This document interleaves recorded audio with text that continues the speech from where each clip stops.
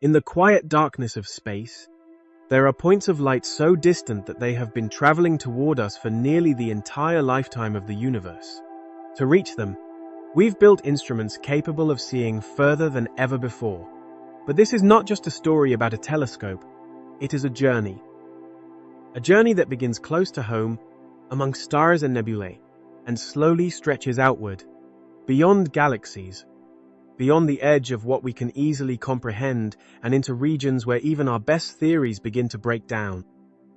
Along the way, we will look through some of the most powerful eyes humanity has ever created, including the James Webb Space Telescope, to uncover structures hidden in dust. Galaxies formed in the earliest moments of time, and light that has traveled billions of years just to reach us. But as we continue further, the questions begin to change. What lies beyond the visible universe? Can anything exist outside our cosmic horizon? And is there evidence that something might already be influencing us from beyond it? This is not just about what we can see. It is about how far our understanding can go before it reaches the unknown. It is already shaping up to be something remarkable. If you are new here, we have been quietly following the journey of the James Webb Space Telescope as it evolved from an ambitious concept into a fully operational machine. The idea first took shape back in the 1990s, with an initial plan that seemed far simpler, costing around $1 billion and aiming for a launch in the mid-2000s. But reality proved far more complex. The project encountered repeated delays and technical challenges, pushing the timeline further and further back. It was not until December 2021 that the telescope finally left Earth. In the months that followed, it carefully unfolded itself in space. Gradually activating its systems and checking each component with precision, the observatory itself has a mass of about 6,500 kilograms, and its vast sunshield, stretching roughly 46 by 69 feet, spans an area comparable to a tennis court. Its primary mirror, designed to gather faint light, has a surface area about 6 times larger than that of Hubble, allowing it to collect far more distant photons and produce images with striking clarity. Alongside this, it carries a suite of scientific instruments capable of observing the universe in infrared wavelength, something essential to its purpose. As the universe expands, light traveling across immense distances becomes stretched, shifting into the infrared part of the spectrum. This means that the most distant and ancient objects can no longer be seen in visible light. To observe them, an infrared telescope is not just useful, but necessary. Infrared light also has the advantage of passing through dense clouds of dust, revealing regions that would otherwise remain hidden. This gives the James Webb Telescope the ability to observe structures far beyond the reach of Hubble. It is often compared to Hubble, as it was originally intended to follow in its footsteps, yet in practice, the two serve different roles. Hubble observes primarily in visible and ultraviolet light, while James Webb focuses almost entirely on infrared, even missing portions of the visible spectrum altogether. Rather than replacing one another, they work side by side, forming a more complete picture of the cosmos. But for now, let us move beyond the instruments themselves and look at what they reveal. We begin close to home, gradually extending our view outward, step by step, toward the farthest limits of the observable universe. Our first destination is a region known as the Cosmic Cliffs, part of NGC 3324 within the Carina Nebula. Located about 7,600 light-years away, the towering formations seen here rise to heights of roughly 7 light-years, immense structures shaped by forces that operate over incomprehensible scales. What we are seeing is only a small section of a much larger nebula. At its core lies a hollowed region, carved out by intense stellar winds that have pushed surrounding dust outward. The cliffs themselves mark the boundary of this vast cavity. This area holds particular interest for scientists because it offers insight into how stars are born. Within this turbulent environment, gas and dust gather under the influence of stellar winds, creating regions where new stars begin to form. Yet, despite decades of observation, many aspects of this process remain unclear. The exact sequence of events and the transitions between stages are still not fully understood. Part of the challenge comes from the very material that makes star formation possible. Dust surrounds these emerging stars, acting both as a necessary ingredient and as a barrier to observation. It forms a cocoon that hides the earliest moments from view, preventing us from seeing clearly what is happening. This is where James Webb begins to change things. Not only does it provide greater detail than previous telescopes, but with its mid-infrared instrument, it can effectively look through these layers of dust. The result is a far clearer view of what lies within, offering scientists a deeper understanding of how stars come into existence, and providing data that will continue to shape our knowledge for years to come. Now we move away from the birth of stars and turn our attention to something quieter, the final stages of their existence. For this, we look a little closer to home at NGC 3132, more commonly known as the Southern Ring Nebula. The image you are seeing comes from two different instruments, one captured in near-infrared, and the other through a mid-infrared view, each revealing a slightly different layer of the same structure. This object is known as a planetary nebula, although the name can be misleading. Despite how it sounds, it has nothing to do with planets forming. Early astronomers simply noticed that these glowing shells appeared round and planet-like through their telescopes, and the name remained even as our understanding improved. In reality, what we are seeing is the aftermath of a dying star.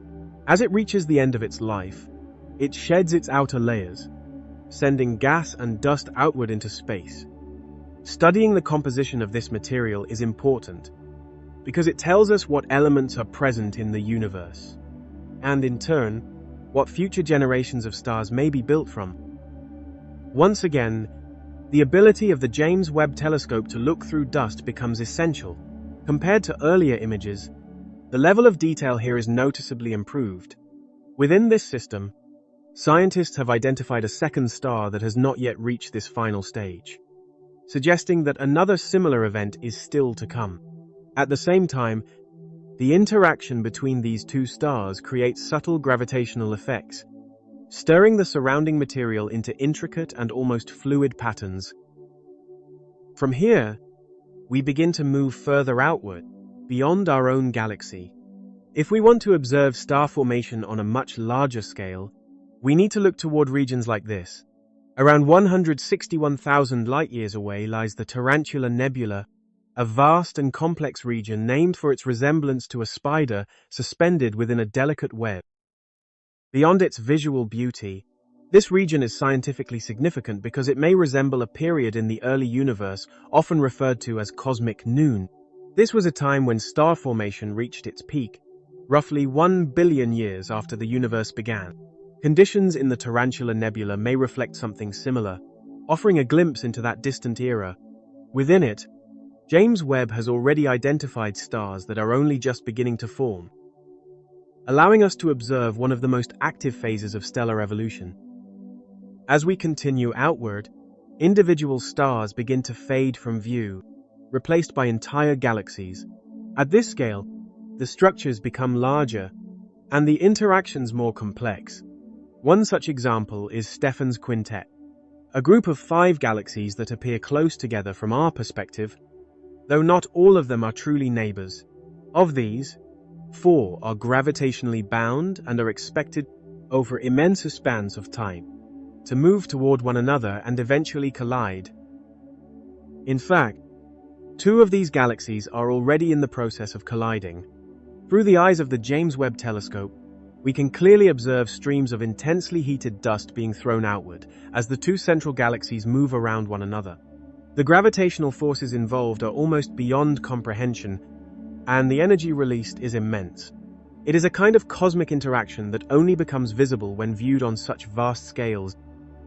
What makes this image even more remarkable is that it is not a single snapshot, but a carefully assembled composition of nearly 1,000 individual exposures, combined to reveal an extraordinary level of detail.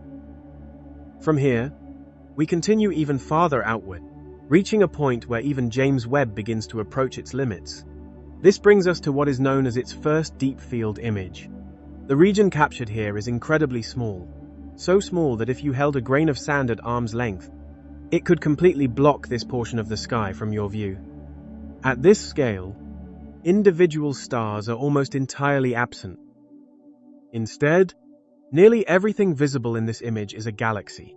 Some appear distorted, stretched into arcs and curves due to gravitational lensing, where massive objects closer to us bend the light from more distant sources behind them. This effect subtly warps the image, giving us a glimpse of structures that would otherwise remain hidden. In a sense, we are beginning to approach the observable limits of the universe. Within this field lies one of the oldest galaxies ever detected. Its light began its journey near the very beginning of cosmic history, and has only now reached us. It is not immediately obvious, appearing as a faint and distant red point. By analyzing the characteristics of its light, particularly how much it has shifted toward the red end of the spectrum, scientists can estimate how long that light has been traveling. The result is astonishing. This tiny speck is located roughly 13.1 billion light-years away. Considering that the universe itself is thought to be around 13.7 billion years old, this makes it one of the earliest galaxies we are currently able to observe. At first glance, it may seem underwhelming, just a small dot in a vast image, but there is an important detail worth considering. When we compare this view with an earlier image of the same region taken by Hubble, the difference becomes clear. James Webb reveals sharper structures and a far greater number of objects, yet the most striking contrast lies in the time required to capture the image. Hubble spent about 10 days collecting light from this region, while James Webb needed only around half a day. This suggests something quite profound. If James Webb were to observe the same region for a similar duration, the level of detail could increase dramatically. In other words, what we are seeing now may only be an early glimpse of what this telescope is truly capable of. These first images offer more than just scientific data. They provide a quiet reminder of the scale and beauty of the universe itself. Even so, much of what lies ahead remains unknown. The telescope has only recently completed its initial calibrations, carefully cooling its instruments and ensuring that every system is functioning as intended. In the years ahead, its time will be in high demand. Scientists across the world are already preparing observations that will make use of its capabilities, studying distant planets for signs of habitable conditions, exploring nebulae to better understand how stars form, and comparing ancient galaxies with those we see around us today. Each observation represents a small step toward a larger understanding. With an instrument of this precision, it is difficult to predict exactly what will be discovered next. And perhaps that uncertainty is part of what makes this moment so compelling. When we look up at the night sky from Earth, we see only a fraction of what is truly there. Light pollution, the atmosphere, and the limits of human vision all stand in the way. What lies beyond those limits, however, is slowly being revealed. Thankfully, the Hubble Space Telescope, orbiting roughly 340 miles above Earth, allows us to move beyond many of these limitations. From that vantage point, it can observe deep space with remarkable clarity, reshaping our understanding of astrophysics, while also presenting us with images that are both precise and quietly breathtaking. If you enjoy exploring the universe in this way, consider following the channel as we continue these journeys together. In this episode, we will look through Hubble's lens, traveling across billions of light-years, gradually building context as we move from the outer edges of our own galaxy to some of the most distant objects ever observed. What might we encounter along the way? And what details will reveal themselves when we take the time to look closely? Our first stop lies about 3,800 light-years from Earth, where something resembling vast blue wings stretches outward into space. What we are seeing here is NGC 6302, often referred to as the Butterfly Nebula, located within the Milky Way. Its striking blue and turquoise colors come from glowing gas that once formed the outer layers of a star. Over the past 2,200 years, this material has expanded outward, now spanning a distance of more than 2 light-years. More recent observations have revealed an extraordinary level of detail within this nebula. Jets of gas and expanding bubbles continue to emerge from the central star, constantly reshaping the structure we see. The delicate wing-like form is not static, but evolving, shifting over time in response to these ongoing processes. Moving farther outward to a distance of about 8,000 light-years, we arrive at the star cluster Pismis 24. This region presents a combination of phenomena that immediately draws attention. At its core, a bright emission nebula glows intensely, while surrounding it are numerous blue stars. These stars appear blue because of their extremely high temperatures, far exceeding that of our Sun, a direct result of their large mass. In many cases, they are at least 3 times more massive than our own star. Their intense ultraviolet radiation heats the surrounding gas, causing it to expand and form complex, turbulent clouds. This activity makes the region difficult to study in detail, as the very processes we wish to observe also obscure our view. For some time, one of the stars in this cluster was believed to be among the most massive ever recorded, estimated at nearly 300 times the mass of the Sun. However, further analysis suggests that it is not a single star, but rather a system of multiple stars, each closer to 100 solar masses. While smaller than initially thought, they remain among the most massive stars known. This cluster is part of the larger nebula NGC 6357, often described as a stellar nursery. Within it, numerous protostars are hidden behind dense clouds of gas. Protostars represent the earliest phase of stellar development, where matter from surrounding molecular clouds gradually accumulates. Alongside them are young stars still enclosed within expanding shells of gas, giving the entire region a sense of quiet activity, as though it was slowly evolving over time. Continuing outward, at a distance of around 60,000 light-years, we encounter Palomar 12, a globular cluster located near the outer regions of the Milky Way's halo. Interestingly, the stars within this cluster are noticeably younger than those found in most other globular clusters in our galaxy, by roughly 30%. This raises an intriguing question. Why would a cluster in this region appear younger than expected? The answer lies in its origin. Palomar 12 did not form within the Milky Way. Instead, it originated in the Sagittarius dwarf galaxy. Around 1.7 billion years ago, gravitational interactions between the two galaxies pulled this cluster away from its original home. Even now, that smaller galaxy continues to be gradually disrupted by the Milky Way's gravitational influence. These interactions can stretch and distort entire systems, sometimes transferring stars and clusters from one galaxy to another. Palomar 12 serves as a quiet reminder that galaxies are not isolated structures, but dynamic systems, constantly influencing one another over immense spans of time. And as we continue this journey, it becomes clear that there is still much more to uncover. Hubble allows us to extend our view even further, so let us continue outward. Moving more quickly now between distant regions, at around 30 million light-years away, we encounter a familiar structure seen from a less common perspective. This is the Sombrero Galaxy, observed from the side, revealing the thin, disc-like form that characterizes many galaxies. It may seem unusual at first. After all, planets and moons tend to form into spheres, so why do galaxies often appear flattened instead?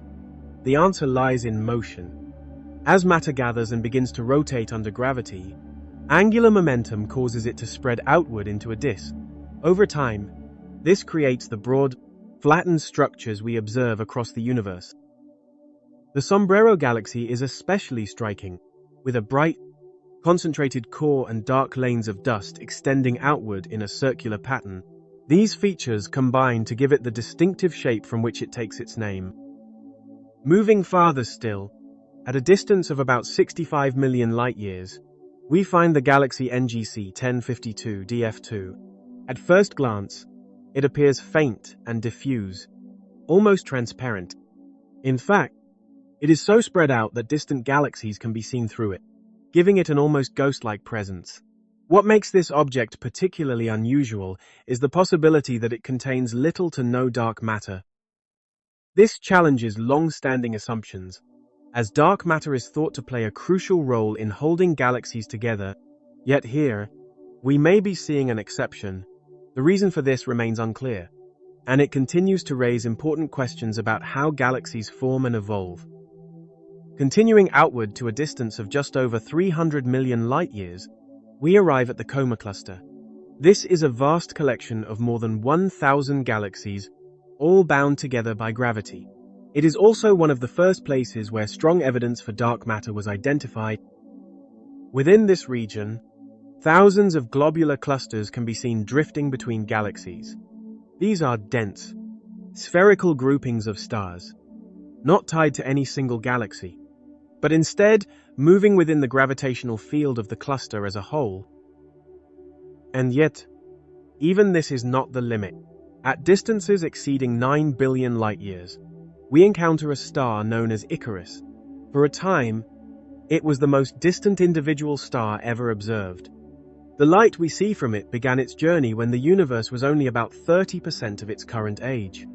At that moment, it was separated from its nearest stellar neighbors by distances far greater than we typically imagine.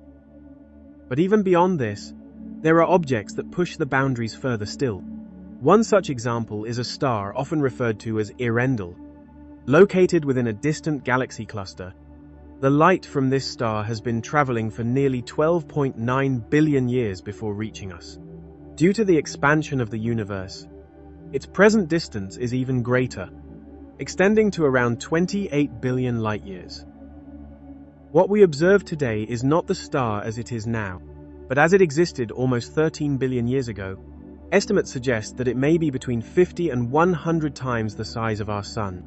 Because of its immense mass, it is likely to end its life in a supernova at some point in the distant future. Its surface temperature is extraordinarily high, at least 20,000 Kelvin, making it several times hotter than our Sun.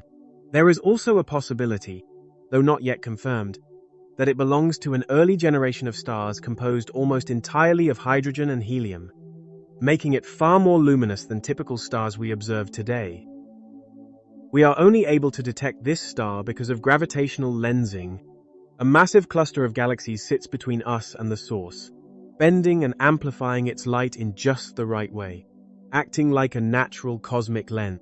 Without this effect, it would remain invisible to us. At these distances, we begin to reach the limits of what even Hubble can observe. And yet, there is still one more object that lies at the edge of our current understanding. A faint, highly redshifted galaxy known as HD1, believed to be among the earliest and most distant objects ever identified in the observable universe. Although it appears to us as little more than a faint red point, HD1 is incredibly distant. The light we observe today began its journey around 13.5 billion light-years ago. Taking cosmic expansion into account, its current distance is estimated to be closer to 33.4 billion light-years. Even at the very edge of what we can detect, it still offers subtle clues about its nature.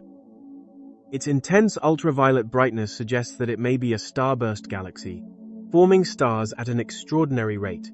Another possibility is that it contains an early population of stars composed almost entirely of hydrogen and helium, far more luminous than the stars we are familiar with today. Still, these ideas remain tentative, as they are based on only a very limited number of detected photons. For now, all we can say with certainty is that something exists at this immense distance, far beyond most of what we are able to observe. To push further, and to understand more, we will increasingly rely on instruments like the James Webb Space Telescope. Until then, we can reflect on what Hubble has already revealed, guiding us across a span of more than 30 billion light-years. And it is quite a journey. Far beyond Neptune, in a region of deep cold and near silence, lies a vast and largely unseen part of our solar system. Here, ancient remnants from its earliest formation drift slowly through space, preserved by the extreme conditions. To reach this distant region from Earth, we would pass the inner rocky planets, move beyond Mars, and continue past the immense gas giants Jupiter and Saturn. Further still, beyond Uranus and Neptune, we arrive at a wide expanse known as the Kuiper Belt. This region forms a broad ring of icy objects surrounding the solar system, almost like a frozen boundary. It is more than just a collection of distant debris. In many ways, it serves as a record of the early solar system, holding material that has remained largely unchanged for about 4.6 billion years. Within it are dwarf planets and a wide range of unusual objects that continue to challenge our understanding. If you enjoy exploring these distant regions, consider following the channel as we continue to piece together the story of our solar system, from planetary formation to the origins of comets, and perhaps even the conditions that made life possible. Before its existence was confirmed, astronomers had long suspected that something lay beyond Neptune. For many years, Pluto was thought to be alone in the outer solar system, yet its relatively small size and unusual orbit hinted that it might only be one member of a much larger population. In the early 1950s, astronomer Gerard Kuiper proposed the idea of a belt of icy bodies beyond Neptune. However, without telescopes powerful enough to detect such distant objects, the idea remained unproven for decades. That changed in the early 1990s, when astronomers identified the first confirmed object in this region, now known as 1992 QB1. Although Pluto and its moon Charon had been discovered much earlier, they were only later recognized as part of this same population. Since then, thousands of Kuiper Belt objects have been identified, gradually revealing the structure of this distant region. To better understand its scale, it helps to imagine a journey outward from the Sun, moving past Mercury, Venus, Earth, and Mars. We encounter the asteroid belt between Mars and Jupiter. This region consists of leftover material from planetary formation, spread out across a wide but relatively sparse zone. The asteroid belt extends from roughly 2.2 to 3.2 astronomical units from the Sun, with a width of about 1 astronomical unit, even though it contains many objects, from large bodies like Vesta to much smaller fragments. The total mass of all these asteroids combined is only a small fraction of the mass of our Moon. Beyond this region lie the gas and ice giants Jupiter, Saturn, Uranus, and Neptune, massive worlds that dominate the outer solar system. And it is only after passing these giants that we begin to enter the colder, more distant frontier where the Kuiper Belt begins. As we move beyond Neptune's orbit, at a distance of about 30 astronomical units from the Sun, we arrive at a distant and frozen frontier known as the Kuiper Belt.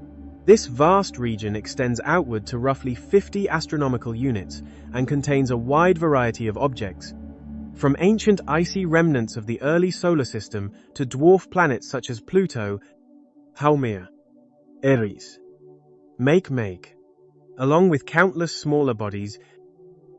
Much like the asteroid belt, this region is composed of leftover material from the formation of the solar system. In fact, these objects are considered some of the most primitive surviving fragments of the original solar nebula.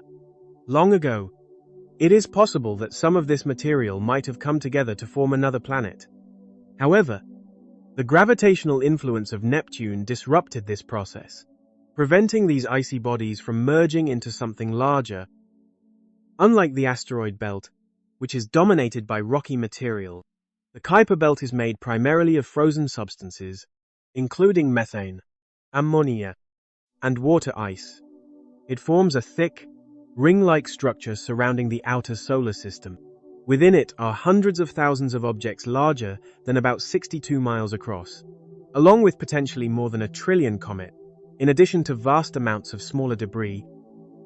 Despite the large number of objects, the space between them is immense. On average, they are separated by distances ranging from a small fraction of an astronomical unit to about 1/10 of one, which translates to millions of miles between neighboring bodies. In this distant, dim environment, these objects drift slowly, largely undisturbed, preserving valuable information about the early stages of planetary formation. And yet, this is only part of the story. Beyond the main region lies another area known as the scattered disk, which extends outward to nearly 1,000 astronomical units. with some objects traveling even farther along elongated orbits. While the asteroid belt and Kuiper belt share certain similarities, the scale of the Kuiper belt is far greater. Even beyond this, there exists an even more distant and expansive structure. Surrounding everything we have discussed is the Oort cloud, a vast and largely unseen sphere of icy debris that envelops the entire solar system. It lies so far away that even our most advanced telescopes have yet to observe it directly. Comparing the two regions reveals important differences. The Kuiper belt is relatively close, extending tens of astronomical units from the Sun, while the Oort cloud may span from a few thousand to up to 100,000 astronomical units. The Kuiper belt forms a flattened ring, whereas the Oort cloud is thought to be spherical, surrounding the solar system in all directions. Despite these differences, both regions share a common role. They are the sources of comets. The Oort cloud is believed to produce long-period comets, while the Kuiper belt gives rise to shorter-period ones. Interestingly, the Kuiper belt today represents only a small fraction of what it once was. In the distant past, its total mass may have been several times that of Earth. However, gravitational interactions with the giant planets gradually scattered much of this material into space. What remains today is estimated to be only a small percentage of Earth's mass. Even now, the region continues to evolve.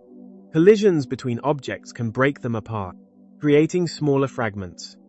While solar radiation and the solar wind can push dust out of the system entirely, in some cases, gravitational disturbances, particularly from Neptune, can send objects inward toward the Sun, where they become short-period comets with orbital times of less than 200 years. As these comets approach the inner solar system, heat from the Sun causes their icy surfaces to sublimate, releasing gas and dust that form the glowing tails visible from Earth. Several well-known comets originate from this region or from the scattered disk, including Halley's Comet, which returns roughly every 76 years, and Comet Shoemaker-Levy 9, which famously broke apart and collided with Jupiter in the mid-1990s, marking the first observed impact between two bodies within our solar system. As we already know, Jupiter endured the impact, though the collision itself was visible even from Earth and became a remarkable event to observe. Recently, you may have also heard about a near-Earth asteroid referred to as 2024 Y4. While there is an extremely small chance of it colliding with the Moon, and an even smaller chance of it reaching Earth, short-period comets from the Kuiper belt do not pose any meaningful threat to us over the next 100 years or more. In other words, there is no real cause for concern. Even though the Kuiper belt is only a fraction of what it once was, it still represents a vast and largely unexplored frontier, and unlike the Oort cloud, which remains beyond our reach, we have already visited this distant region. Most of what we know comes from ground-based observations and space telescopes, but one mission has taken us there directly. NASA's New Horizons spacecraft has flown through the Kuiper belt, offering us our first close-up views. It passed by Pluto and later encountered an object originally known as 2014 MU69, now called Arrokoth, a name meaning sky in a Native American language. This flyby, completed in 2019, became the most distant close encounter ever achieved in space exploration, taking place about 930 million miles beyond Pluto, with the spacecraft passing just over 2,000 miles above the surface. Among the many objects in the Kuiper belt, Arrokoth stood out immediately. Its shape was unlike anything previously observed in our solar system. It is known as a contact binary, formed when two separate bodies gently came together over time, eventually becoming a single object. The result resembles a flattened snowman, with two lobes gently joined together, measuring only about 22 miles in length, 12 miles in width, and 6 miles in thickness. It might seem insignificant at first glance, yet its simplicity is precisely what makes it so valuable. Despite lacking an atmosphere or complex geology, its structure provides important clues about how planetary building blocks formed. The gentle, undisturbed shape suggests that it came together slowly, rather than through violent collisions. For a long time, Scientists debated how these early building blocks, known as planetesimal, formed. One theory proposed that small objects collided at high speeds, gradually building larger bodies. Another suggested a quieter process, where nearby material slowly gathered under gravity, forming larger structures over time. Observations from the New Horizons mission strongly support the second idea. The smooth surface of Arrokoth, along with the absence of fractures or signs of violent impact, indicates that it formed through a gentle accumulation of material. This finding has helped resolve a long-standing question about the early stages of planetary formation. And through this same mission, we were also able to see Pluto in unprecedented detail. During its flyby in the mid-2010s, New Horizons captured images and data that transformed our understanding of this distant world. Alongside Pluto, it also studied its largest moon, Charon, as well as smaller satellites such as Nix, Hydra, Kerberos, and Styx. One of the most recognizable features on Pluto is its heart-shaped region, known as Tombaugh Regio. What appears to be a simple marking is, in reality, a vaste glacier. The western side, called Sputnik Planitia, is an enormous basin of nitrogen ice, stretching for about 620 miles across and reaching depths of around 2.5 miles, making it the largest known glacier in the solar system. The eastern side appears brighter due to nitrogen ice that has been transported and deposited from the western region. These observations revealed that Pluto is far more complex than once believed, with active geological processes shaping its surface. In many ways, it challenged our assumptions and reminded us that even the most distant worlds can still hold unexpected complexity. The data has led some researchers to suggest that Pluto's heart-shaped region may be linked to an ocean of water ice hidden beneath its surface. However, more recent work points toward a different, and perhaps more likely, explanation. The shape may instead be the result of a low-velocity impact, one that spread material across the surface and formed the western side of the heart. Rather than striking directly, this impact likely occurred at an angle. You might imagine something like a water balloon skimming across dry ground. Instead of hitting head-on, it grazes the surface, bursts, and spreads outward in a stretched pattern. In a similar way, this kind of shallow collision could have shaped the distinctive form we see on Pluto today.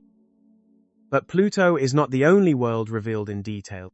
Images of its largest moon, Charon, offer their own insights. Across its surface runs a vast equatorial tectonic belt, a feature that hints at a much more active past. Its presence suggests that Charon may once have contained a subsurface ocean of water ice, long since frozen and gone. So what comes next in our effort to understand the Kuiper Belt, and by extension, the origins of our solar system? The New Horizons spacecraft is expected to leave this region sometime between the late 2020s. While no specific target has yet been selected for another close encounter, future discoveries may provide new opportunities. Instruments such as the James Webb Space Telescope may also help refine our understanding of these distant objects. And in time, more advanced missions could even attempt to land on one of them or return samples to Earth. For now, much remains unknown.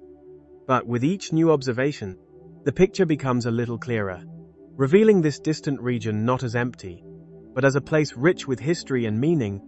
And yet, this is only one chapter in a much longer story. In the late 1970s, two spacecraft began a journey that would go far beyond anything originally planned. Their mission was to explore the outer planets and, in doing so, help us better understand our place in the cosmos. Over the decades that followed, these probes returned some of the first detailed images of the outer solar system, while continuing to send back data from regions far beyond the planets. Even now, many decades later and tens of billions of miles from Earth, they remain active, quietly transmitting information from interstellar space. Voyager 1 and Voyager 2 are more than just machines. They represent a certain spirit of exploration, a willingness to move beyond what is known. They captured not only images of distant worlds, but also the imagination of those back on Earth. These spacecraft have traveled farther than any human-made object, moving into regions we have never directly explored before. Their journey carries both promise and uncertainty, as they continue outward into the unknown. As one mission scientist once reflected, "We discovered things we did not even know existed, again and again." If you enjoy exploring these deep space journeys, I consider following the channel as we continue to look at what these missions have revealed. In this section, we will gradually explore the Voyager missions in more detail, from their design and early objectives to the long path that has taken them to the very edge of the solar system. There is a certain irony in all of this. Some of the most distant discoveries we have made are not driven by modern, cutting-edge technology, but by machines built decades ago. The onboard computers of the Voyager probes have less memory than a simple car key, and they still rely on storage systems developed in the 1970s. This highlights one of the central challenges of deep space exploration. The distances involved are so vast, and the travel times so long, that by the time a spacecraft reaches its destination, its technology may already seem outdated. Originally, Voyager 1 and Voyager 2 were never intended to travel this far. They were designed for a mission lasting only a few years, focused on studying Jupiter and Saturn and their largest moons.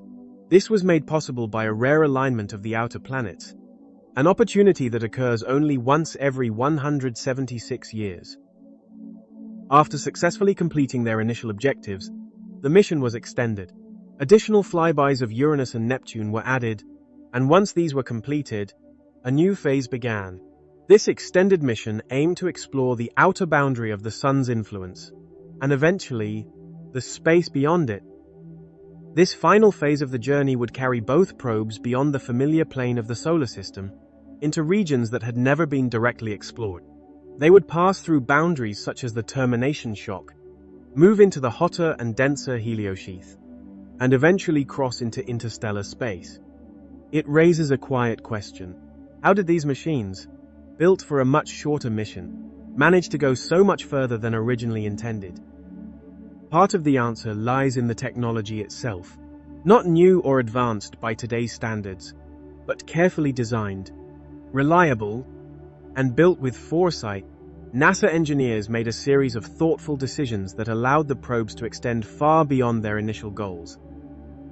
One of the most important of these decisions was the choice of power source. Each spacecraft is equipped with a radioisotope thermoelectric generator, a system that converts heat from the natural decay of plutonium into electrical energy. At launch, these generators produced around 157 watts of power, roughly comparable to running a small household device. It may seem modest, but it was more than sufficient for the mission. Over time, this power output gradually declines, decreasing by half over a period of nearly 88 years. Even so, it was designed to provide enough energy to keep essential systems operating for decades. This long-term approach was not accidental. When the Voyager probes were launched in the late 1970s, scientists were working within a rare window of opportunity. The outer planets were aligned in a way that occurs only once every 176 years. This alignment made it possible for a single spacecraft to visit multiple planets using gravitational assists, gaining speed by passing close to each one. It was a relatively new technique at the time, but it allowed the probes to travel much farther than their onboard propulsion alone would have permitted. At the same time, this opportunity came with strict limitations. There was little time to plan additional missions, and funding constraints meant that a more ambitious program could not be fully supported. So instead, the team focused on designing spacecraft that could adapt, extending their usefulness as long as possible. Each Voyager probe carries 11 scientific instruments, many of which include backup systems that can be activated if needed. To control their orientation and movement, they rely on gyroscopes, navigation instruments, and a set of thrusters, including backup thrusters that have proven essential over time. In fact, decades into the mission, when Voyager 2 experienced issues with its primary thrusters, its backup systems were activated after remaining unused for many years. Remarkably, they functioned as intended. a testament to the durability of the design. The onboard computers, while extremely limited by modern standards, were highly advanced for their time. They manage everything from camera operations to fault detection and system corrections. One critical system controls the orientation of the spacecraft, ensuring that its antenna remains pointed toward Earth. This alignment is essential. The signals sent by the probes are incredibly weak, comparable to the output of a small household bulb. By the time they reach Earth, they are faint beyond imagination. Without precise positioning, communication would simply not be possible. To maintain this connection, both the spacecraft and Earth-based receivers must know each other's exact position.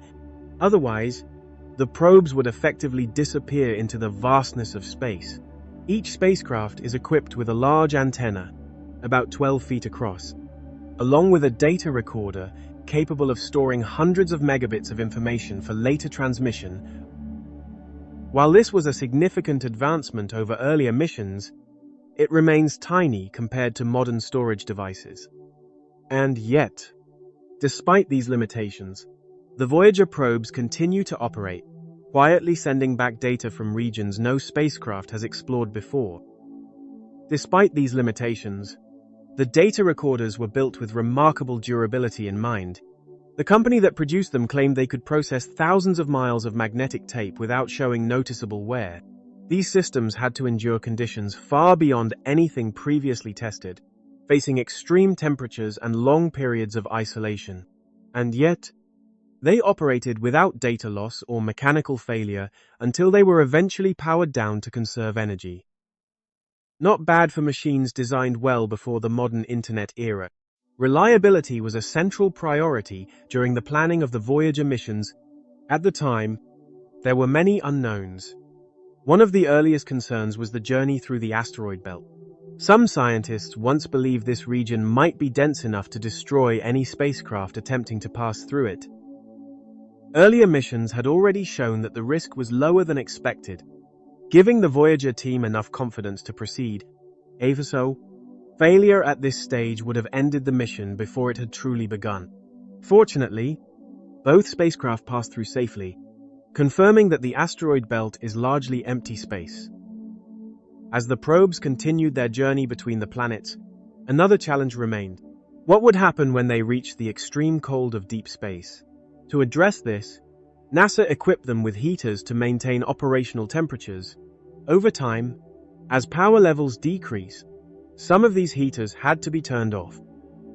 When one of the instrument heaters was shut down a few years ago, its temperature dropped by around 126 degrees Fahrenheit. Under those conditions, failure seemed almost certain. And yet, the instrument continued to function. There is no possibility of repair at such distances, which makes this resilience all the more remarkable. After decades of operation, the continued performance of these spacecraft stands as a quiet testament to careful engineering and long-term thinking. But beyond the technology itself, there is another question worth asking. What did they actually reveal? To answer that, we return to the beginning. In the late summer of 1977, Voyager 2 was launched from Florida. Just a couple of weeks later, Voyager 1 followed. Although both were headed toward Jupiter, Voyager 1 was placed on a faster path, eventually overtaking its counterpart and leaving the asteroid belt first. Together, these two spacecraft began a journey that would transform our view of the solar system. Within days of launch, Voyager 1 sent back its first image, taken from roughly 7.2 million miles away from Earth. It was the first of many thousands that would follow over the next several years. The image itself is simple, showing Earth and the Moon from a growing distance. And yet, there is something quietly powerful about it. Perhaps it is the perspective, or the realization of how far the spacecraft would go. Either way, it offers a fitting place to begin the journey. But there is still a long journey ahead, so let us continue.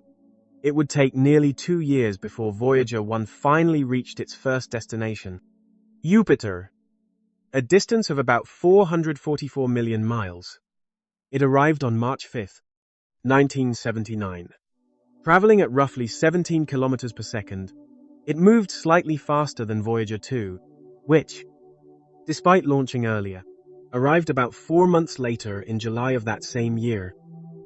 This difference came down to trajectory. Voyager 1 followed a path that allowed it to gain additional speed relative to the Sun, giving it a slight advantage. It is worth noting that it was not the first spacecraft to reach Jupiter. That milestone belonged to Pioneer 10, which arrived in the early 1970s. While Pioneer provided valuable data, it did not quite capture public attention in the same way. Voyager, however, changed that. The images it returned were striking. This is Jupiter as we had never truly seen it before, detailed and vivid, almost unreal in its appearance. It can feel difficult to accept that these are real photographs rather than carefully crafted illustrations. If you look closely, you can even spot 2 of its moons, Io to the left and Europa to the right, though we will return to them shortly. Voyager 1 also documented its approach in a unique way. It captured images at regular intervals, approximately every 10 hours, which corresponds to 1 full rotation of Jupiter. Because of this, the planet appears in the same orientation in each frame. These images were later combined into a sequence, forming a time-lapse that spans its approach from early January to early February of 1979, covering a distance of about 16.8 million miles. There is something both mesmerizing and slightly unsettling about watching a planet grow larger in view, but it also allows us to examine details that were previously impossible to see. One of the first surprises came from Jupiter's atmosphere. Scientists had expected relatively stable wind patterns moving in opposite directions across different bands. Instead, they found a far more chaotic system filled with turbulence, rising plumes, and complex motion. The atmosphere is clearly dynamic, constantly shifting. The Great Red Spot, already known as a massive storm, was confirmed to rotate counterclockwise. Beyond that, Voyager revealed many other OP storm systems scattered across the planet. The white oval below the Great Red Spot is just one example. It became clear that Jupiter's atmosphere is far more active than previously imagined. Before Voyager, scientists suspected that Jupiter might also possess rings, based on earlier data. Voyager confirmed this, and provided the first images of them. As the spacecraft moved away, the rings appeared as a faint glowing arc extending from the planet, subtle but unmistakable.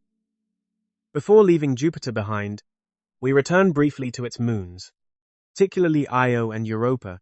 One of the most unexpected discoveries was the intense volcanic activity on Io. Prior to this, it was assumed that its surface would resemble our moon, covered mainly in impact craters. Instead, the markings observed were not from impact, but from active volcanism. Dark regions indicated lava flows and hotspots. Some of these flows were geologically recent, less than 1 million years old, which was astonishing. Io is now recognized as the most volcanically active body in the solar system. During Voyager's observations, massive eruptions were captured, sending material nearly 62 miles into space. These eruptions occurred frequently, sometimes every few hours, offering a glimpse into a world in constant change. Europa, by contrast, presents a very different scene. It is a frozen world, covered in ice. Voyager images revealed a surface covered in delicate lines, almost like cracks slowly spreading across the ice. Scientists interpreted these as signs of shifting ice, and perhaps something more beneath the surface. Early data suggested the possibility of a subsurface ocean hidden below the icy crust, an idea that continues to be explored today. At present, we know that Jupiter has 95 moons, but before Voyager, only 13 were known. The mission added 3 more to that list, bringing the total to 16 by the early 1980s. While images of those newly discovered moons were not available at the time, they have since been observed in greater detail. From Jupiter, the journey continued onward. After about 21 months of travel, Voyager 1 approached Saturn in late 1980, with Voyager 2 following several months later, and, as expected, when we think of rings, Saturn is the planet that immediately comes to mind. So, let us begin there. Before the Voyager mission, Saturn was believed to possess only 5 main rings. But when Voyager 1 arrived, it revealed something far more intricate. These rings were not solid structures, but instead composed of hundreds of extremely thin ringlets layered together. This close flyby, the nearest at the time, allowed for an unprecedented level of detail. Voyager also identified an additional ring, now known as the G ring, and provided further insight into the F ring, which had been detected shortly before. What became clear was that the F ring is not a simple structure, but twisted and divided into multiple strands. Even more interesting, 2 small moons, Prometheus and Pandora, were found orbiting alongside it. These so-called shepherd moons help maintain the ring's structure, using their gravity to keep the material confined. Another unexpected feature appeared within Saturn's B ring. Faint, ghost-like patterns could be seen, resembling the spokes of a wheel. At first glance, they seemed subtle, almost insignificant, but they challenged existing theories. Until that point, Saturn's rings were thought to be shaped entirely by gravity. These spoke-like formations did not fit that explanation. Even now, their exact origin is not fully understood. One leading idea suggests that electrical forces may be lifting fine dust particles above the ring surface, creating these temporary patterns. It is a reminder that even in well-studied systems, there are still details that remain unresolved. At the same time, Voyager's data revealed something more gradual, and perhaps more sobering. Saturn's rings are not permanent. Over time, gravity is slowly pulling their material inward, causing it to fall toward the planet in what is sometimes described as a kind of icy rain. Estimates suggest that, over hundreds of millions of years, the rings could eventually fade away. The discoveries made during Voyager's visit raised so many new questions that a dedicated mission was later sent to study Saturn in greater depth. The Cassini spacecraft, launched in the late 1990s, spent over a decade orbiting the planet, expanding on what Voyager first revealed. But even before Cassini, Voyager had already transformed our understanding of Saturn's moons. At the time, 14 moons were known. Voyager added 3 more, increasing the total to 17. Among these, 2 stand out in particular: Titan and Enceladus. Titan, Saturn's largest moon, had already attracted attention from earlier observations. Voyager confirmed that it possesses a dense atmosphere rich in nitrogen, something unique beyond Earth. This discovery alone made Titan one of the most intriguing objects in the solar system. Enceladus, on the other hand, revealed something entirely unexpected. In images captured during the flyby, faint plumes could be seen rising from its surface. Though subtle at first, these were later understood to be jets of water vapor erupting into space. These eruptions can send material hundreds of miles above the surface, far beyond what might be expected from such a small moon. As Enceladus orbits Saturn, this ejected material spreads out, forming a diffuse ring around the planet. While Voyager first hinted at this activity, it was later missions that confirmed it in detail. Further observations have shown that Enceladus has a surprisingly varied surface. Some regions appear smooth and relatively young, while others are heavily marked by impact craters, indicating much older terrain. This contrast suggests that the moon is still geologically active, reshaping parts of its surface over time, something that was not anticipated before these missions. Before we continue toward the unusual world of Uranus, we need to part ways with Voyager 1. After completing its flyby of Titan and Saturn's rings, its trajectory was redirected upward, carrying it out of the ecliptic plane. From that point onward, it began a long journey toward interstellar space, and a destination it would not reach for another 3 decades. Voyager 2, however, followed a different path. Using Saturn's gravity, it accelerated forward, continuing deeper into the outer solar system.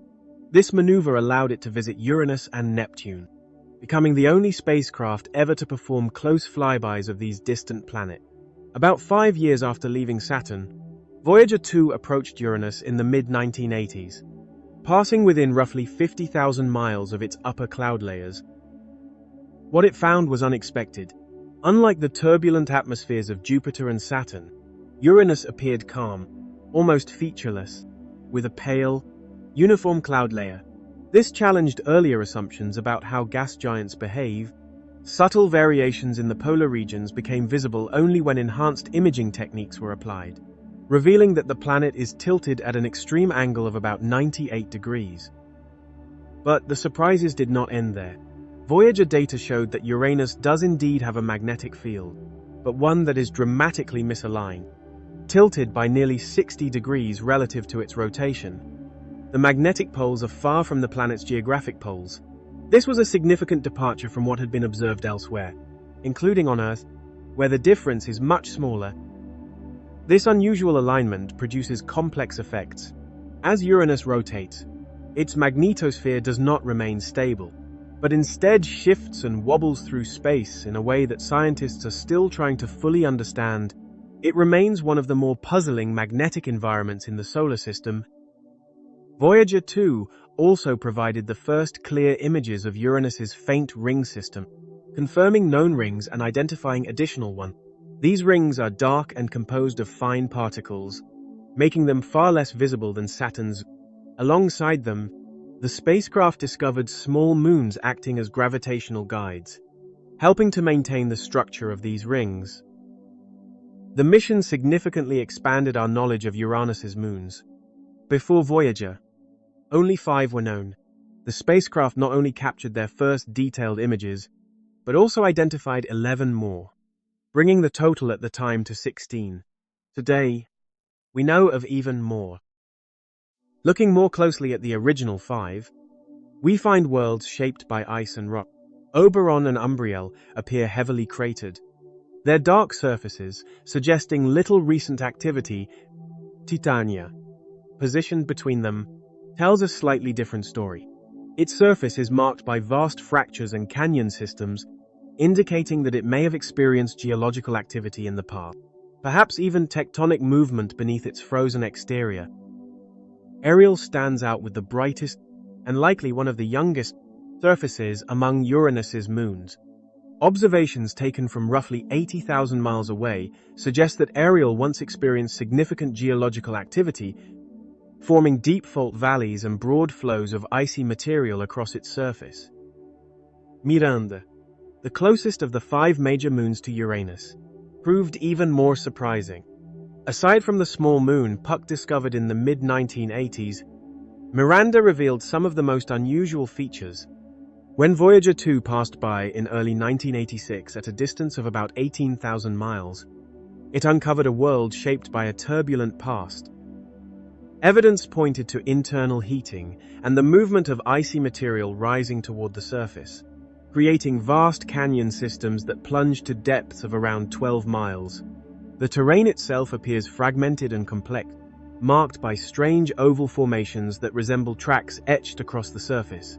In some regions, layers of old and new terrain sit side by side, forming a patchwork of different textures and brightness. These patterns suggest that Miranda may have been torn apart at some point and later reassembled, leaving behind a surface that records this dramatic history. Just a few weeks later, in late January of 1986, Voyager 2 moved on from Uranus. As it departed, it captured a final image from roughly 600,000 miles away before continuing toward its last planetary destination, Neptune.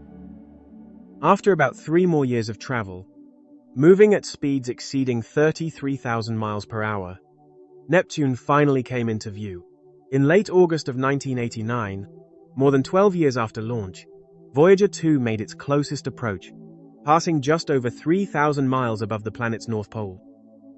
These observations provided the first detailed images of Neptune, revealing a deep blue world shaped by its atmospheric composition. Hydrogen dominates its atmosphere, while methane gives it that distinctive blue color. Measurements also showed extremely powerful wind, with speeds reaching close to 680 miles per hour near the equator. These conditions highlighted just how active Neptune's atmosphere truly is. Among the most notable discoveries was a massive storm system, later called the Great Dark Spot. Like Jupiter's Great Red Spot, it appeared to rotate counterclockwise, but with even more intense winds, reaching speeds of up to 1,500 miles per hour. The fastest ever recorded in the solar system. Scientists at the time were struck by how rapidly conditions seemed to change. Observations revealed a dynamic and evolving atmosphere, where new features could appear and shift over short periods. Voyager 2 also confirmed the presence of Neptune's rings, something that had only been suspected before. Interestingly, these rings were not continuous, but instead appeared as incomplete arcs, raising questions about how such structures could remain stable. Their formation and persistence remain topics of ongoing study. No visit to Neptune would be complete without observing Triton, its largest moon. Triton turned out to be one of the coldest known bodies in the solar system, with a fractured surface and active geysers releasing material into space. Its southern region is covered in a pale, nitrogen ice cap, while darker plumes suggest possible cryovolcanic activity. Voyager 2 also identified several additional moons orbiting Neptune, expanding our understanding of this distant system. As it turned to leave, capturing one final view of Neptune and Triton, the spacecraft completed its grand tour of the outer planet. Neptune's gravity then redirected its path downward, carrying it out of the ecliptic plane and into deep space, following a similar fate to Voyager 1, which had taken that path years earlier. Speaking of Voyager 1, by the time Voyager 2 completed its mission, its twin had already traveled billions of miles farther. As it continued outward, scientists prepared to shut down its cameras to conserve power. But before doing so, they made one final decision: to turn the spacecraft around for a last look back toward home.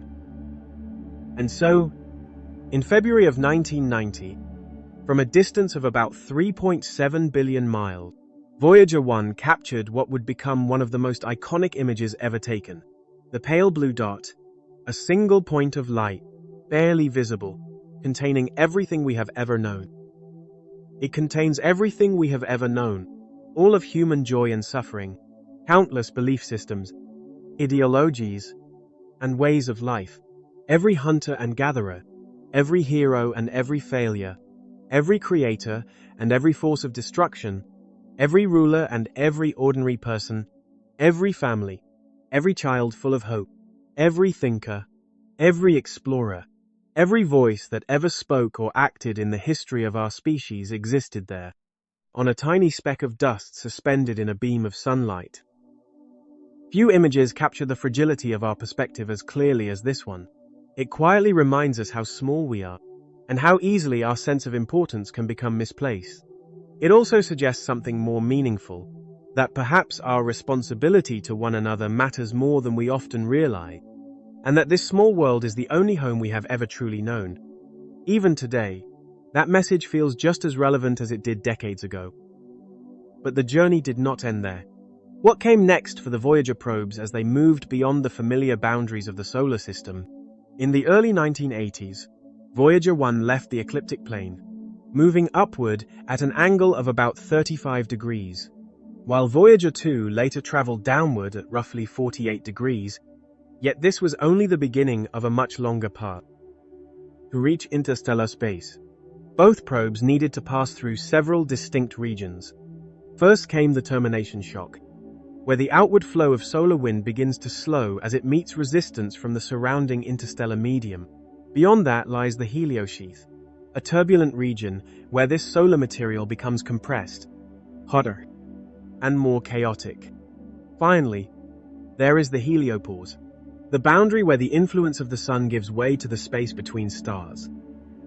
Even so, crossing into interstellar space does not mean leaving the solar system entirely. In fact, it will take Voyager 1 hundreds of years just to reach the distant Oort cloud, a vast spherical region of icy bodies surrounding our system. To pass completely beyond it may take tens of thousands of years more. As the probes moved through the heliosheath, they made an unexpected discovery: the sun's magnetic field, which rotates in opposite directions across its hemispheres, creates a wavy structure known as the heliospheric current sheet. It can be imagined like ripples spreading across water. When this structure reaches the termination shot, it becomes compressed, and instead of remaining smooth, it begins to fold and stack. Voyager data showed that these layers form what can best be described as magnetic bubbles. This revealed that the boundary region is not clean or uniform, but instead irregular and constantly shifting. This finding reshaped how scientists understand the outer limits of the Sun's influence. Then, in the early 2010s, Voyager 1 crossed the heliopause, becoming the first human-made object to enter interstellar space. At that time, it was moving at hundreds of millions of miles per year, traveling several astronomical units annually, with 1 astronomical unit representing the distance between Earth and the Sun. The crossing occurred at a distance of roughly 120 astronomical units from the Sun, a value that surprised many researchers. Earlier predictions had placed this boundary at very different distances, some much closer, others far beyond. The heliopause itself marks the point where the solar wind, a stream of charged particles flowing outward from the Sun, is balanced by the pressure of the interstellar medium, which consists of particles and gas left over from ancient cosmic events. When these two flows meet, they form a boundary region where motion changes and equilibrium is established. At first, there was uncertainty about whether Voyager 1 had truly crossed this boundary. Some of the expected changes in magnetic conditions were not immediately observed, leaving scientists cautious in their conclusions. As predicted by earlier models, the probe's plasma wave instrument recorded a dramatic rise in plasma density, reaching levels nearly 80 times higher than those measured in the outer heliosheath. At the same time, there was a clear increase in galactic cosmic rays. These were strong indicators that Voyager 1 had crossed into a new region of space. And yet, something unexpected did not happen. After passing the heliopause, Voyager 1 detected no meaningful change in the surrounding magnetic field. This was puzzling. Based on existing theories, scientists had expected a noticeable shift in magnetic orientation once the probe entered a region influenced by the fields of other stars, but that change simply was not observed. The result was so surprising that NASA waited close to a year before officially confirming that Voyager 1 had entered interstellar space. The data was clear in some ways, but contradictory in others. Several years later, in the late 2010s, Voyager 2 followed a similar path, becoming the second human-made object to reach interstellar space. It was traveling slightly slower, but still covering hundreds of millions of miles each year. Interestingly, it crossed the same boundary at almost exactly the same distance from the Sun as Voyager 1 had earlier. Once again, the magnetic field showed no significant shift. But this time, there was another complication. The Sun goes through cycles of activity lasting about 11 years, during which solar output rises and falls. When Voyager 2 made its crossing, solar activity was near its peak. Models had suggested that the heliosphere should expand and contract with these cycles. This meant that the boundary should have been farther out when Voyager 2 crossed it. Instead, it appeared in the same place as before, suggesting that our understanding of this region was incomplete. Taken together, these observations indicate that the boundary between the Sun's influence and interstellar space is far more complex than once believed. Rather than a smooth transition, it may be irregular, shifting, and filled with magnetic disturbances. One possibility is that our solar system formed within a turbulent region shaped by ancient supernova events, and that this magnetic complexity still persists today. If that is the case, the probes may eventually encounter clearer changes as they move farther outward. However, by then, their instruments may no longer be operational. Even now, signs of aging are beginning to appear. In the early 2020s, Voyager 1 began sending back unusual signals. Imagine receiving data from a spacecraft more than 20 hours away by radio signal, only to find that the information does not make sense. Instead of clear telemetry, the data appeared as long, repeating sequences, numbers that did not correspond to any known system state. It suggested movements and orientations that should not have been possible. And yet, The signal itself was still strong and stable. This created a strange situation. If the spacecraft were truly misaligned, communication should have been lost. But the connection remained intact, and scientific data continued to arrive normally. Despite the anomaly, the remaining instruments kept functioning, still collecting information about cosmic rays, magnetic fields, and the interstellar environment. While several systems had already been shut down over the years to conserve power, the core mission continued. Even the power systems, though gradually weakening, were still performing as expected.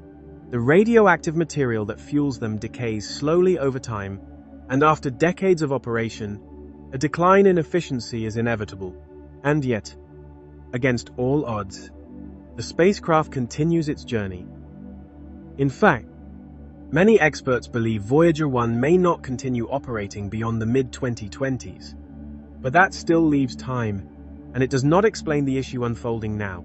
After reviewing the spacecraft's systems, only one appeared to be behaving unusually: the AACS, or Attitude and Control System. This is one of 3 onboard computers, responsible for keeping the spacecraft properly oriented, ensuring its antenna remains pointed toward Earth. At this point, the AACS had stopped transmitting clear and meaningful data. You pause for a moment, trying to make sense of it. The situation is not catastrophic, but it is concerning. It is almost like receiving a daily message from someone you know well, only for them to suddenly begin speaking in a language you cannot understand. The delivery is unchanged, but the meaning is lost. What makes it more puzzling is that Voyager itself detects no issue. The spacecraft is designed with a protective mode that activates when something goes wrong, shutting down non-essential systems until the problem can be resolved. Yet in this case, that safeguard never triggered. From Voyager's perspective, everything appeared to be functioning normally. This left engineers with a difficult problem.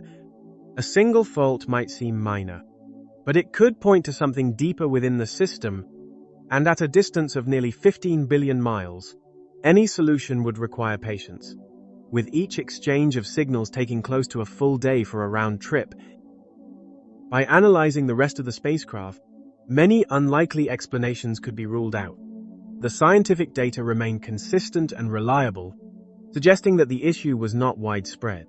It also made it clear that this was not some external interference, but something internal to the system itself.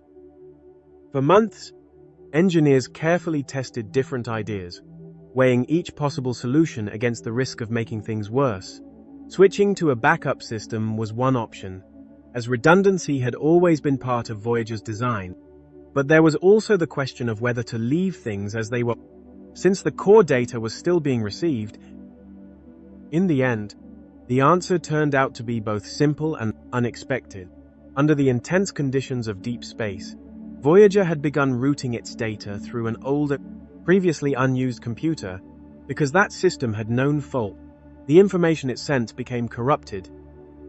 The solution, in principle, was straightforward. Engineers instructed Voyager to return to the correct system. Once it did, the data gradually returned to normal. Even so, the process took time, requiring careful adjustments and several weeks before full stability was restored. And yet, the story does not end there. Not long after, another onboard system experienced a similar issue, once again interrupting the flow of usable data. It took many more months to fully resolve. Voyager 1 is no longer a new machine. As it continues its journey through interstellar space, it is likely that more challenges will arise. And yet, even now, it continues forward, carrying with it a quiet record of exploration, still sending signals across the vast distance back to Earth. In mid-2020s, a routine command sent to Voyager 2 led to an unexpected problem. The instruction caused the spacecraft to shift its antenna just 2 degrees away from Earth. It may sound insignificant, but across such enormous distances, that slight change was enough to completely break communication. NASA could no longer send instructions, nor receive any response from the probe. To recover contact, engineers sent out a powerful signal from a deep space network facility in Australia. essentially calling out across interstellar distances, hoping Voyager 2 would receive the message and correct its orientation. Then came the waiting. It took more than a full day for the signal to reach the spacecraft and for a response to return. Those hours must have carried a quiet tension, as there was a real possibility the probe could be lost. Fortunately, the command worked and communication was restored. Even so, it serves as a reminder that the end of these missions is inevitable, whether through system failure, gradual power loss, or simple wear over time. The moment will come when both probes fall silent, and when that happens, one of the most remarkable chapters in space exploration will come to a close. Yet in another sense, their journey will only just be beginning.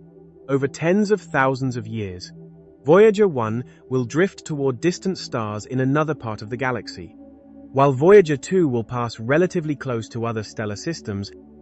Over hundreds of thousands of years, they will continue their slow passage through the Milky Way, long after Earth itself may have changed beyond recognition. If, by chance, they are ever encountered by another form of intelligence, they will carry with them a small message from us. Each probe holds a golden record, a collection of images, sound, and music from Earth. It includes the voices of different cultures, natural sounds, and pieces of human creativity, offering a quiet introduction to who we are. For us, though, there comes a moment to let them go. These distant machines, once so closely followed, now move far beyond our reach, and perhaps their journey is not an ending, but a beginning, a reminder of what exploration can become. This leads us to a broader question: what lies at the farthest limits of the universe? If it were possible to travel endlessly outward, would we continue finding more space, more stars, more galaxies without end? Or is there some deeper structure that eventually brings us back to where we began? According to current scientific thinking, several possibilities remain open. The answer depends on the shape of the universe itself, something we are still trying to understand. To begin exploring that idea, we can start with the concept of infinity. In mathematics, infinity is not a number, but an idea, something without limit. No matter how large a number you imagine, there is always another beyond it. When we look at the universe, we see something similar. So far, we have found no clear boundary. As our telescopes improve, regions that once appeared empty reveal themselves to be filled with distant galaxies. Even the darkest areas of the sky contain more than we first expected. This raises the possibility that the universe may be infinite, and yet, infinity does not necessarily mean that everything within it is unlimited. There can still be structure, patterns, and constraints within an endless space. Scientists often describe three possible large-scale shapes for the universe. It may be flat, curved like a sphere, or shaped in a more complex, open form. In a flat universe, space would extend outward in all directions without ever bending back on itself. Distances and geometry would behave in ways that feel familiar. With parallel lines remaining parallel indefinitely, it is perhaps the simplest model, but even here, the implications are profound. However, this is quite close to how we tend to perceive the universe. In most directions, everything appears straight and well-behaved. We can observe planets and stars clearly, without noticing any obvious bending or distortion. But this is not the only way space can behave. To explore this further, consider a black hole. At first glance, you might notice strange ring-like structures appearing not only around its middle, but also above and below it. This can seem confusing, but it is actually an optical effect. Those upper and lower rings are not separate structures. What you are really seeing is the same ring, located behind the black hole, with its light bent around by gravity. Instead of traveling in straight lines, the light curves as it passes near the black hole, pulled by its immense gravity. This allows you to see parts of the ring that would normally be hidden. In a sense, you are viewing multiple sides of the same object at once. This bending of light offers a useful way to think about another possible shape of the universe. In a flat universe, paths remain straight and parallel. But imagine a different rule, where every path gradually curves inward. In such a case, the geometry would resemble the surface of a sphere. If you tried to draw two parallel lines on a sphere, you would find that they eventually meet. No matter how carefully you begin, they will converge over distance. A universe shaped this way would behave quite differently from what we intuitively expect. Traveling in what seems like a straight line would actually trace a vast curve. Given enough time, you could return to your starting point without ever turning around. It is similar to certain virtual environments where moving off one edge brings you back from the opposite side. In this kind of universe, space could feel infinite. Even though it contains a finite amount of matter, you would keep encountering the same regions again and again, simply from different directions. There are hints that such curvature exists. At least locally, massive objects like stars and black holes clearly bend the space around them. Within a black hole's boundary, this curvature becomes so extreme that all paths lead inward, with no route back out. But there is a third possibility, one that is more difficult to picture. In a hyperbolic universe, space curves in the opposite way. Instead of paths coming together, they spread apart. Every line diverges from the others, creating a geometry that expands more rapidly than our usual intuition allows. Visualizing this is challenging, because distances grow in a way that feels unnatural. Shapes can appear distorted, even though they follow consistent rules. For example, figures that would normally fit together in familiar ways begin to behave differently, allowing more shapes to meet at a single point than we would expect in ordinary space. So what does this mean in a broader sense? If space is hyperbolic, then everything is effectively curving away from everything else. This raises a deeper question. When we talk about curvature, what exactly is it curving within? To begin answering that, we need to think not just about space, but about time as well. We explored the relationship between space and time in more detail in a previous discussion, but for now, it helps to keep a simple picture in mind. Imagine that every object moves forward along its own timeline, always progressing toward the future. Movement sideways represents motion through space, bringing objects closer together or further apart. Now, introduce a massive object into this picture. Its presence distorts these timelines. If you were traveling along one of them and passed too close, your path would no longer remain straight toward the future. Instead, it would begin to curve, drawing you toward that mass. This is, in this sense, what we experience as gravity. Even large objects are affected in the same way. Their structure is subtly compressed toward their center, as though space itself is guiding everything inward. What feels like a force is really a change in the geometry of space and time. Now let us return to the idea of a hyperbolic universe. In this case, the opposite behavior occurs. Instead of paths bending inward, everything spreads apart. One way to picture this is to imagine space expanding while time continues forward as usual. From your perspective, time still flows normally, but distances between objects increase. If we reshape the model slightly and think of space as flat again, something interesting happens. Parallel paths no longer remain evenly spaced. Instead, they gradually separate more and more. Everything moves away from everything else. This should sound familiar. On the largest scales, this is exactly what we observe. Galaxies are drifting apart, carried by the expansion of the universe. Within galaxies, gravity holds things together, so we do not notice this effect locally. But across vast distances, the separation becomes clear. To explain this, scientists often refer to dark energy, an unknown influence driving cosmic expansion. But there is another possibility worth considering. Perhaps this behavior is simply a reflection of the universe's underlying geometry. If space itself is hyperbolic, then this expansion may be a natural consequence of its shape.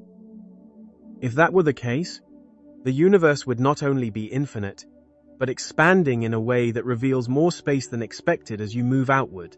It would be like opening a door, only to find that behind it are even more doors than before. The sense of infinity would become even more profound. There is also a consequence to this. Over immense periods of time, distant galaxies would drift so far away that they would no longer be visible. Eventually, our own galaxy could appear alone, isolated within an ever-expanding void. However, observations so far suggest that the universe appears largely flat on the biggest scales we can measure. This does not completely rule out other possibilities, but it does make the flat model the simplest explanation for now. Even so, there may still be room for a more complex picture. It is possible that different effects are balancing each other. Matter pulls space inward, while the larger structure of the universe pushes outward. The result could be a balance that makes everything appear flat from our perspective. At this point, we do not yet have a final answer. The true shape of the universe remains an open question, and perhaps that is part of the wonder. Which possibility feels most convincing to you? A flat universe stretching endlessly, a curved space that loops back on itself, or something more complex that we have yet to fully understand? For now, it is enough to recognize that the unseen structure of reality may be shaping everything around us in ways we are only beginning to grasp. Long ago, people gathered around small fires, looking out into the darkness and wondering what lay beyond. In many ways, that has not changed. The tools are more advanced now, our view reaching across the planet and far into space, guided by instruments like the James Webb Space Telescope.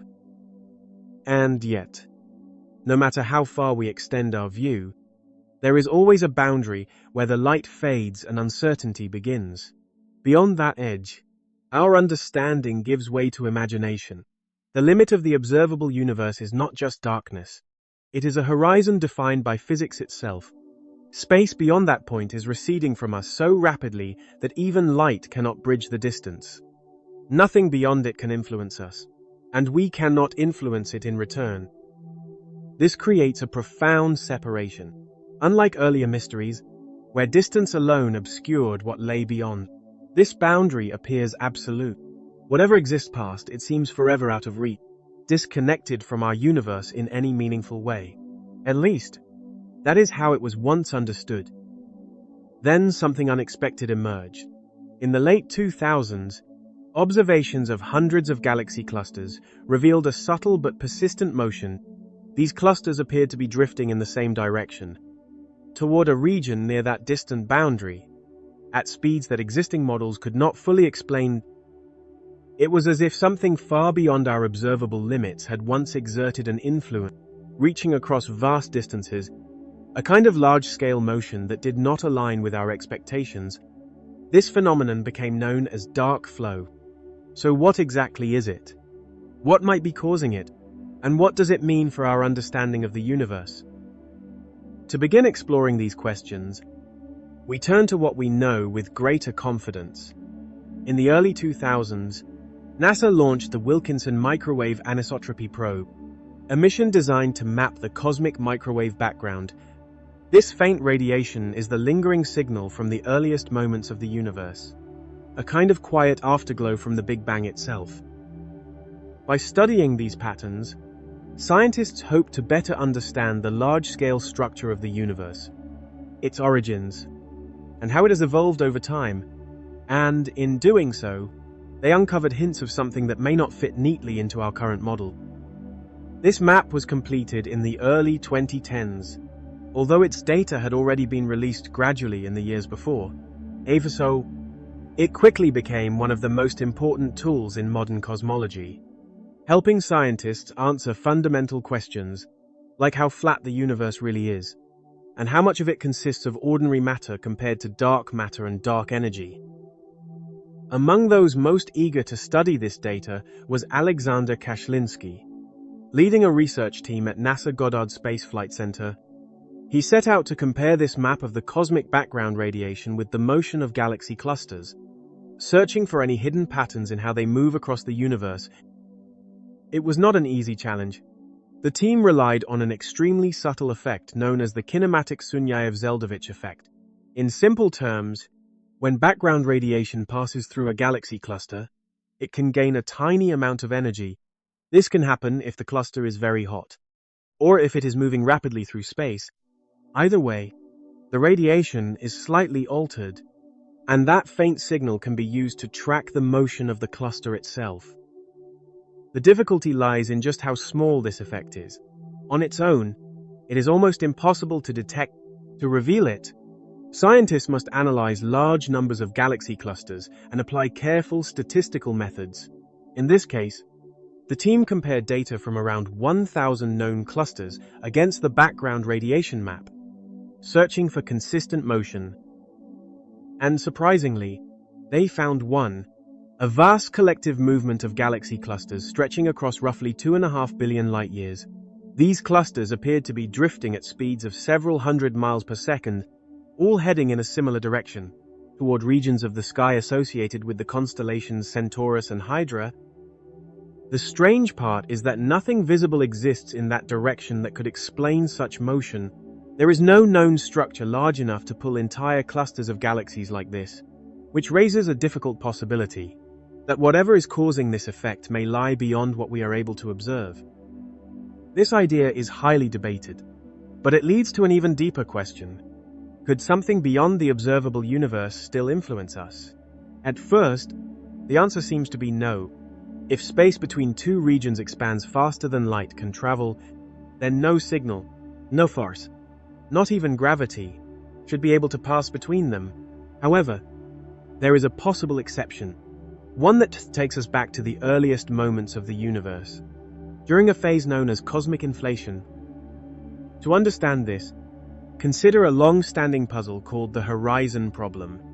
Observations show that distant parts of the universe, which should never have interacted, appear almost identical in temperature and structure. Regions on opposite sides of the sky look remarkably similar, even though there has not been enough time for light, or any signal, to travel between them. Physicist Alan Guth suggested a solution to this mystery.